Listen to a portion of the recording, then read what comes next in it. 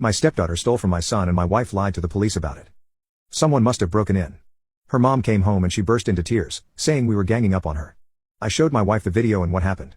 Kay ended up saying, why does he get to have all the money anyway? He worked his butt off for it. I told my wife she needed to make Kay return everything and she said no, that it would be embarrassing to return it all and that when Kay got a job she would repay Jay. I said it'll be more embarrassing when she gets arrested for stealing $400. We argued and I tell my wife Kay broke a non-negotiable rule as well as the law by stealing. She is 19, she doesn't pay rent and needs to leave. My wife says if you kick her out I'm going to. So I asked if she was willing to replace the money stolen, force Kay to return, or she could give me her half of the rent early. No, was all I got as a response. They packed a few bags and left. I was not going to rip the bags of stuff out of her hands. I don't think getting physical would have been the smartest thing to do. Also, I do not have extra money for him to still go.